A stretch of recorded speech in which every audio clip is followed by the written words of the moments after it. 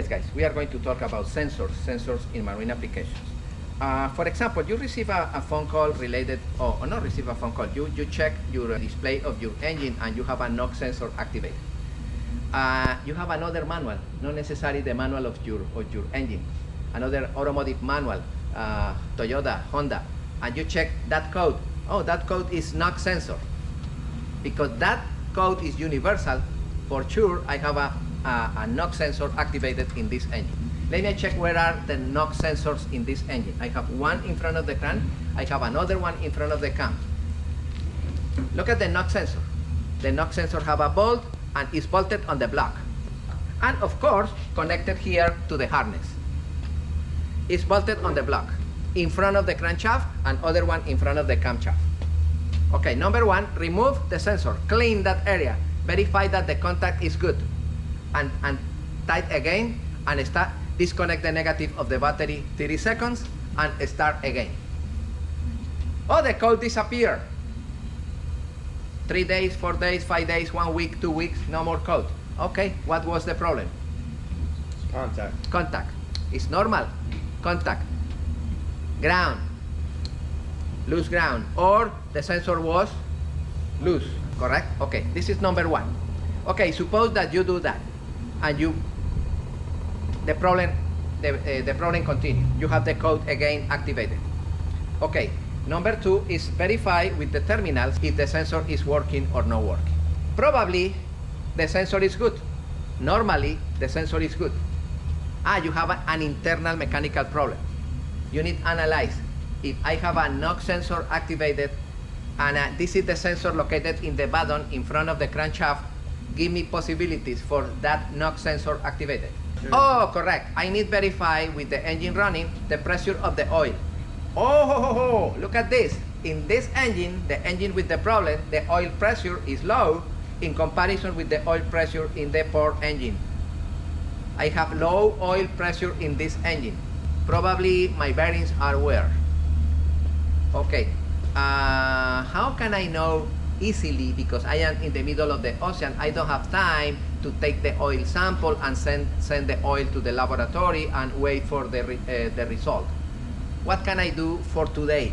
Only to eliminate my suspicions.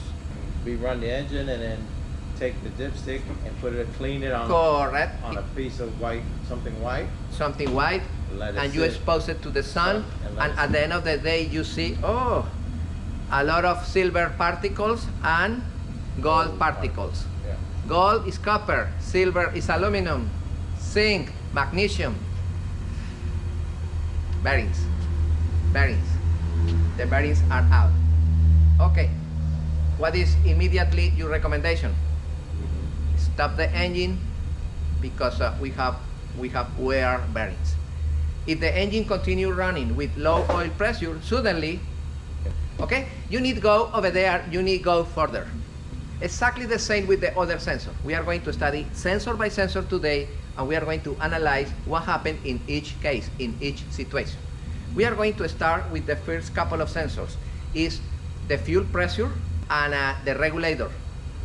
How is the regulator working, and how is the fuel pressure gauge working, and what are the codes related with that issue, and how to fix it, those situations. Hey, my friends, normally when you have sensors, there are sensors with 3 terminals and sensors with 4 terminals. Okay?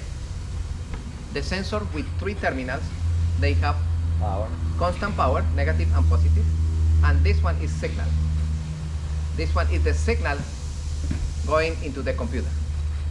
And the sensor with 4 terminals, they have power, positive and negative, coming from the battery, 12 volts or something like this. And this one is signal coming in and signal coming out. Signal going into the computer and signal coming from the computer. For example, this pressure regulator is with 4 terminals. This regulator sends signal to the computer and receives the signal to adjust the pressure. Wow, that's very, very, very important, no? What other sensor you think is for terminals? Throttle position sensor to adjust the flap. Which one? What other one? What is that? The map, yeah. Map sensor and the MAF sensor. And there are other sensors that only send signal. They don't have adjustment. For example, oxygen sensor. Oxygen sensor send the signal. This is the amount of oxygen here. I don't know what happened. And they send the signal. Yeah. And the computer decides, oh, and let me lean the mixture or reach the mixture or let me add it, yeah. Later, when other of the students explain other sensors, I am going to explain some tips to check the sensor with engine off and send the sensor with engine running. What is the idea? You need prepare needles. The needle that you use to repair your clutch needle, and you introduce the needle in the cables, and you connect the alligator cable of your multimeter DC over there. And with the engine running, you check how much is the signal. According with the service manual, the signal should be in between this and this, or in between this and this.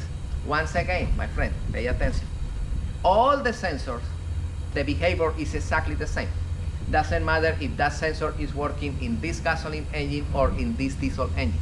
Once again, if I am in the middle of the ocean, I don't have the manual of this engine, but I have another manual of other engine.